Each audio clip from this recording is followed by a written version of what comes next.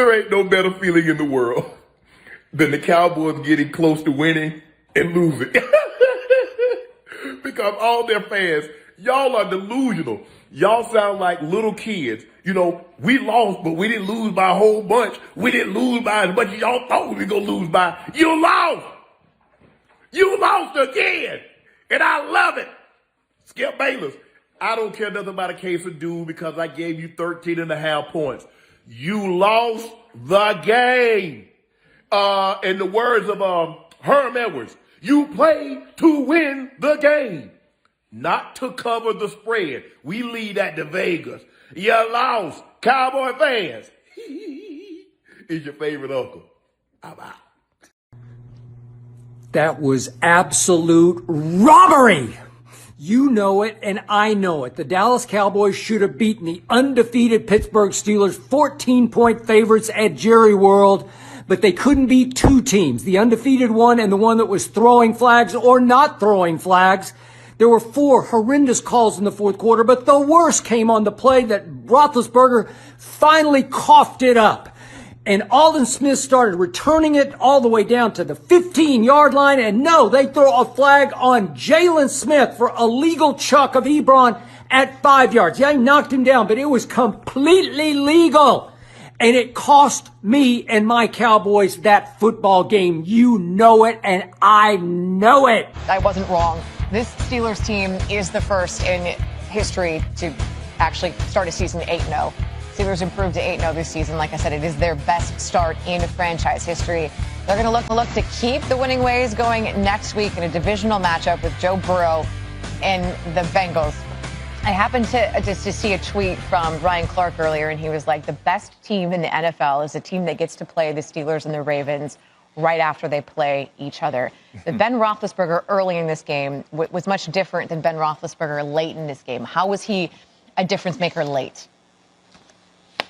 That'd be for you, Tim. Well, listen, I think part of the reason is just kind of Ben being Ben, to be honest with you. I mean, he gets banged up. I thought there was a good shot that he wasn't going to end up being able to finish that football game, but he just finds a way to battle. And I think that the football team rallies around kind of that ability to kind of keep fighting. When you look at what they've done, you just think about the Pittsburgh Steelers. Their leading rusher, James Conner, had 22 yards. This was Ben Roethlisberger putting the offense on his back, especially late in the football game. Was he perfect? No, he was far from perfect. And I think at times his knee was bothering him, as pointed out kind of during the broadcast, on a few outbreaking routes to his left. That being said, I just think that his competitiveness, his experience, his ability when things are kind of in crunch time, you know, in the biggest moments of the football game, to just slow everything down and play his absolute best. And so I thought the Dallas Cowboys did a nice job. I thought Garrett Gilbert came in and, did enough to help them win the football game. Their defense played better. But ultimately, you see why having a guy at that position that is able to slow it down when it matters the most, you see why that is so valuable and why this is a team that was, a 500 team a year ago with bad quarterback play, while they're undefeated now with good quarterback play. What did you see? Look, so coming into this game, I wanted to see them dominate the Dallas Cowboys. And when I say dominate, I mean they were wounded. You knew the Dallas Cowboys, they're down to their third quarterback. But they didn't do exactly what I wanted. For them to be the best team in the NFL, they need to dominate the teams that they're supposed to dominate. And I know they're coming off some big wins. But in this game, they kind of let me down. I thought they were going to be better. I thought they gave Dallas too much confidence early in this game. And those types of games where the quarterback, Big Ben, is not great early, and you give another team the confidence to kind of feel like, look, we can beat this team. We can hang with this team. They're undefeated. Yeah, look at us. We're not having a great year. But they go out there and they compete. So for me, I wanted to see Pittsburgh dominate from start to finish. They weren't able to do that. So for me, yes, I get it. They won the game, but they failed the test for me, saying, okay, this team right here is going to dominate the Dallas Cowboys, because they should if they were the best team in the NFL. They didn't dominate them. So let me ask you that. They're 8-0. Record says they are the best team in the NFL, but this is the same day that we saw a big win from the Bills over the Seahawks, and you could argue that that was more of a statement win than this game was, possibly for the Steelers. So who is the best team in the NFL? Kansas City still. Kansas City. And not even in the conversation, not even in the question. Listen, I said before this game, if the Steelers go out here and dominate the Cowboys like they should, then yes, that makes their case to be the best in the league. But when you look at Kansas City right now, they're still rolling offensively. And the Steelers, to me, if they would have done that, I would have said, okay. But the Chiefs didn't roll over the Panthers. Well, guess what? I felt like offensively, they still were able to do that. You look at you're laughing. I can hear Tim laughing. I know Tim's laughing. That's what I said to myself coming in. I'm like, I want to see the Steelers go out here and roll the Cowboys. Okay.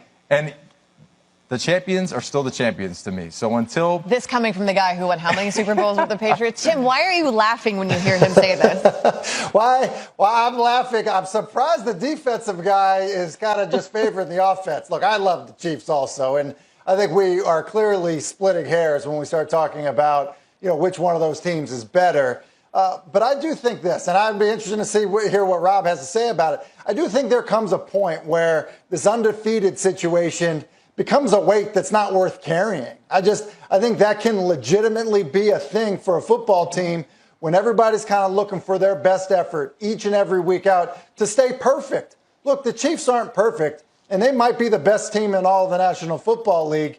And it's okay that they lost a game. It's okay that they, had a fight with the Carolina Panthers.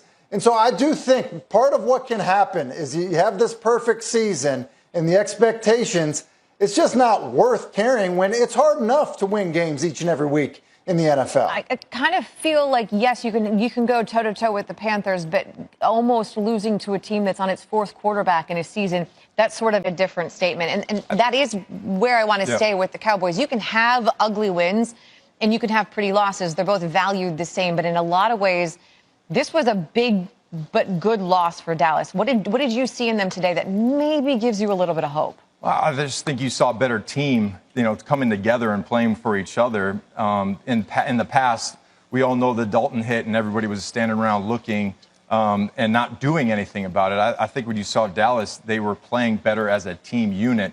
And early in this game, they might have had a shot to win this football game, but they didn't come down to it in the end. They weren't able to make the plays. And back to the Kansas City talk, we're not really saying anything about Pat Mahomes. And he's just kind of under the radar right now. No, he's not getting any mention when it comes to MVP conversation. He's playing conversation. insane right now. And when I watched that game against Carolina, I was like, okay, yeah, that's why they're still my number one. Because you look at that offense, you look at Pat Mahomes, he's out there doing things that just nobody's really talking about. And I get it.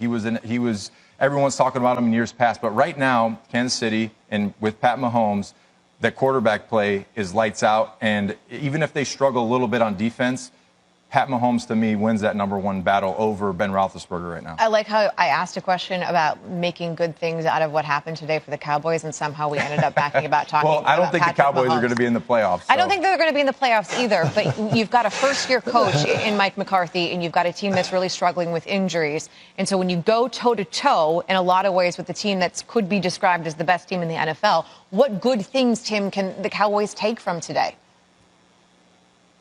Well, I do think this. There's been a lot of heat on Mike McCarthy for not having his team, playing at the level a lot of people expected it to play at. And I think that, look, we've been critical after games about the effort on defense, as Rob, alluded to, the Dalton hit, things like that. They've had some challenges. There's no question about it. They've had their challenges. And so I think that Mike McCarthy has to look at this as like, hey, these need to be building blocks for what we're trying to do beyond the 2020 season. And so the good parts about it, look, there's some young players that are stepping up and playing better. That's a good thing. They had a quarterback who's their fourth quarterback who actually, played fairly well in the contest today. And I thought just energy-wise on defense, you saw people playing faster, flying to the football. That, I think, is a good thing. So, look, I think there needs to be kind of like this buildup of trust about